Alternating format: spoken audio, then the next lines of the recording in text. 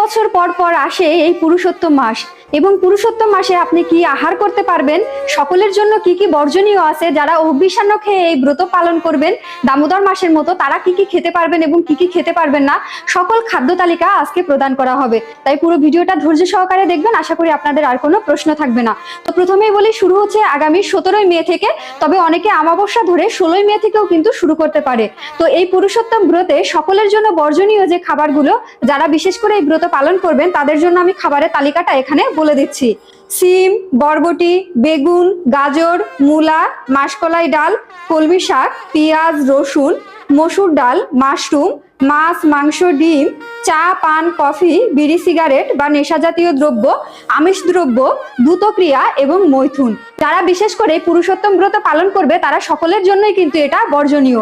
এরপরে আমরা জানবো যে যারা হবিষ্যান্ন গ্রহণ করবে, অর্থাৎ দিনে শুধুমাত্র 2 বার তারা আহার করবে, তাদের জন্য কি কি গ্রহণ করা যাবে। তো প্রথমেই বলে দিই, হবিষ্যান্নর ক্ষেত্রে আপনারা কিন্তু চাল হিসেবে আতপ চালটা ব্যবহার করতে হবে এবং এই আতপ চাল যা সবজি খাওয়া যাবে সবকিছু দিয়ে কিন্তু এক সিদ্ধ খেতে হবে, অর্থাৎ একবারে সিদ্ধ করে ওই খাবারটা ওই একবারই গ্রহণ করা যাবে এবং দিনে 2 বার শুধুমাত্র এই খাবার গ্রহণ করা যাবে, সকাল 9টার ভিতরে এবং বিকাল 4টার ভিতরে, অর্থাৎ সূর্য ডুবার আগে খেতে হবে এবং সূর্য উদয়ের পরে খেতে হবে।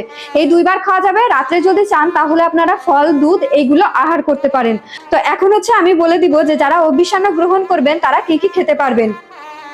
ঘি, গম, আতপ চাল, মুগ ডাল, জব, আদা, গোল আলু, মিষ্টি আলু, কাঁচা কলা, ফুলকপি, শাক আলু, হেলেঞ্চা শাক, বেতো শাক, লাউ শাক, মটর, কাউন, সেমাদানা, সাবুদানা, কাজু বাদাম, কাঠবাদাম, কিশমিশ, বাদাম সেদ্ধ, বাঙ্গি ফল, কলা, দুধ, আম, কাঁঠাল, আঙুর, আপেল, কমলা, মালটা ইত্যাদি ফল এবং আমলকি, ইক্ষু জাতীয় চিনি এবং মিষ্টি বাড়িতে বানিয়ে খাঁটি ঘি, এগুলো আপনারা গ্রহণ করতে পারবেন।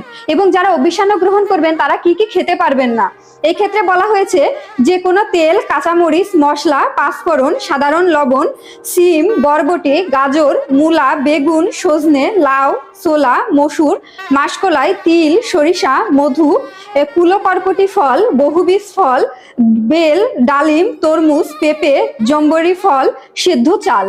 যারা অভিসান্ন পালন করবেন তাদের ক্ষেত্রে কিন্তু এটাও মাথায় রাখতে হবে, এই 1 মাস ব্যাপী আপনারা চুল, দাড়ি, নখ অর্থাৎ কোনো প্রকার ক্ষৌরকার্য করতে পারবেন না, এমনকি সাবান, শ্যাম্পু কোনো কিছু ব্যবহার করতে পারবেন না।